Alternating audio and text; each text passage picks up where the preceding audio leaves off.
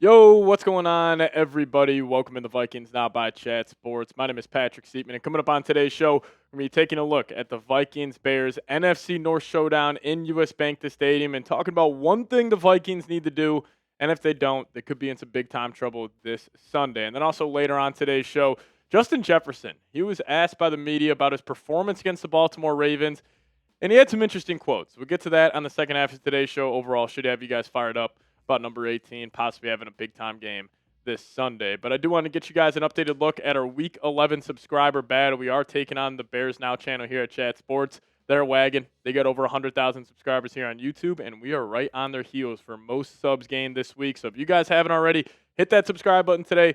Lock us in as your go-to Vikings YouTube channel. Really does help us out. And plus, if you guys want to beat the Bears not only on the field, but in the walls here at Chat Sports, hit that subscribe button today. So I think the biggest key to victory this weekend for the Minnesota Vikings is going to be keeping Caleb Williams in the pocket. It may sound simple. It may kind of sound like chalk analysis here, but it really is going to make a big impact. Because if you guys remember, Week 1 against the Bears, even on that opening drive, Caleb Williams was moving all around. He was evading sacks. He was playing some high-level football outside of the pocket, and that's really when Caleb is playing his best. When he's backyard football, outside of structure, can just deliver frozen ropes down the field. And the Vikings have been able to generate pressure at a high level this season. In terms of quick pressure rate, which is pressures lower than 2.5 seconds, the Vikings are first in the National Football League by a wide margin, 27.6%. But also the Vikings are only 11th in the league in sacks. So what's that telling me? And this is just by based off the stats, but also the film says the same things, is that the Vikings are able to get home to the quarterback, but they can't bring him down. I mean, we had 2 weeks ago, Jared Goff was evading sacks. I mean, obviously Lamar Jackson, that's what he does well more than any quarterback in the league, but he was evading rushers. This has been happening for the Vikings the entire season. So you're going to have to get Caleb down to the ground. And if you were to say like the weakest spot of the Vikings defense this year, I think it was no doubt, the secondary, but the second weakest spot is the Vikings' ability to just sack the quarterback because Brian Flores has still been fantastic in terms of just generating free rushers, getting the Vikings defense, easy abilities to go bring the quarterback down, but they haven't been able to do that. Like the Vikings, if you have the highest quick pressure rate in the league, but you're 11th in sacks, like they should bare minimum be 5th in the league in sacks. But guys like Kennard, Dallas Turner, even the guys in the interior, the Redmonds, the Hargreaves, the Allens, they've been able to get home and generate quick pressure, but they haven't been able to get home to the quarterback. And going against Caleb Williams, it's a matchup nightmare. This was tweeted out by Aaron Hartett saying Caleb Williams decided to stop taking sacks. 2024, last season during his rookie year, his sack rate was 10.8%. That was 45th out of 47 eligible quarterbacks. His pressure to the sack ratio was 28.2%, which was 46. But this year, he's completely changed it. His sack rate is 4.6%, which is 5th in the NFL, and his pressure to the sack rate is 12.2%. He has great feel. He can feel guys coming even when he doesn't have direct eyes on him. I mean, last week against the New York Giants, going back and watching that film, like he had some of the best edge rushers in the league, just making him look silly. And he forces a lot of missed tackles. He has actually forced 26 missed tackles this season, according to PFF, which is the first in the National Football League, not by a close margin, but by a wide margin. Then you have Josh Allen with 17 in second, tied with Baker Mayfield and Jackson Dart. So this is obviously going to be huge for the Vikings this weekend because, obviously a big issue. You're able to get home, you're able to collapse that pocket, but if you can't get the quarterback to the ground and Caleb can, just extend the play, get outside the pocket, have some explosive plays down the field, and then also with the Vikings secondary not being able to hold up as well as they did in the previous season, it could be a disaster for this team this upcoming weekend. So if you guys could chime in down below and hit that thumbs up icon. If you guys want the Vikings to beat the Bears this weekend, hit that thumbs up button. Big time spot for this Vikings team. And if you lose this game, you can pretty much kiss your playoff hopes goodbye. So they need it. We need it here. So if you guys want the Vikes to beat the Bears, go down there, hit that thumbs up icon. Now we'll talk about what Justin Jefferson had to say to the media today after practice, talking about his game against the Baltimore Ravens here in just a second. But before we do so, I got to tell you guys about today's presenting sponsor, and that is Prize Picks. Now the hard-hitting football action is even better with Prize Picks. The weather might be changing, but the feeling of being right never gets old. So keep the season rolling on Prize Picks by getting $50 instantly in lineups when you play your first $5. Now, Prize Picks is the only app that offers stacks. I mean, you can pick up to the same player up to 3 times in the same lineup. If you guys want to pick more on Josh Allen's pass yards, rush yards, and touchdowns this weekend as the Bills are taking on the Buccaneers, well, now you can't pick all of them in the same lineup.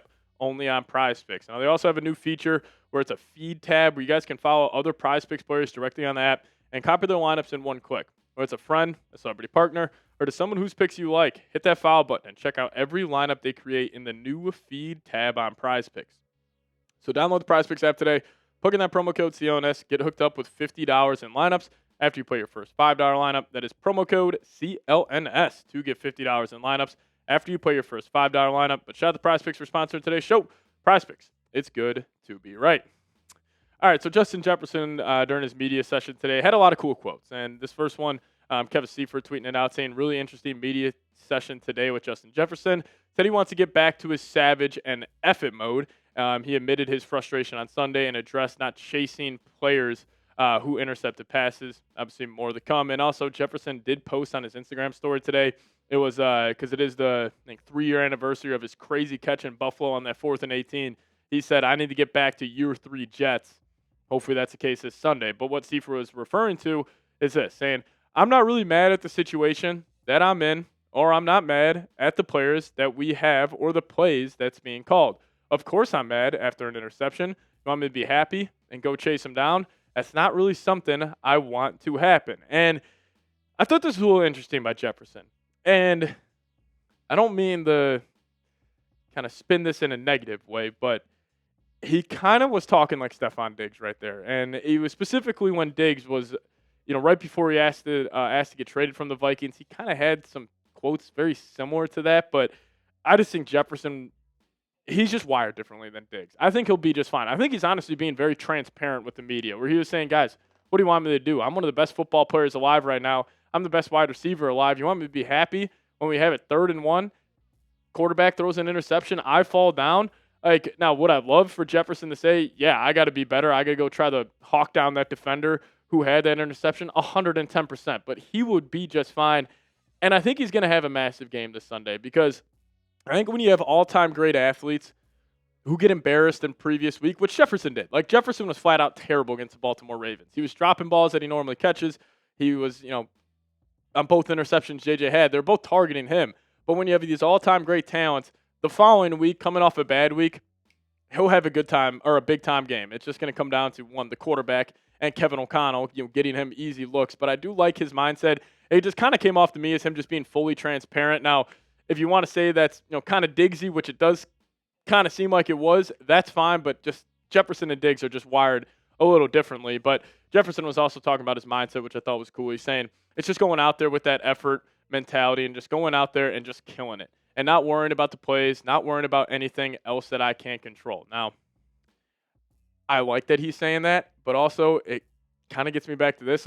He deserves a lot better. And I was very frustrated with Jefferson after that Ravens game because I didn't like his body language. I didn't like his attitude on the sidelines. But also knowing, how he is wired, it kind of makes some sense. He has been perfect for the Vikings over the first 5 years leading in this one, never caused any drama, never had anything cryptic. But now we're starting to see him kind of open up a little bit more to the media, not really following the playbook too much that I'm sure his PR team, gave him a list of things to say. So he's becoming a lot more transparent. We'll see if this ends up resulting in anything, but he deserves better. And hopefully he will get better. It comes down to, Kevin O'Connell and J.J. McCarthy, them developing that pass game hopefully fairly quickly here. But if you guys want to show Justin Jefferson some love, wrap up today's show, type those 18s down below. And we'll get on out of here. Big time game this Sunday. We'll be live for it an hour before kickoff. So make sure you guys hit that subscribe button, tune in then, and we'll get on out of here. As always, let's go Vikes.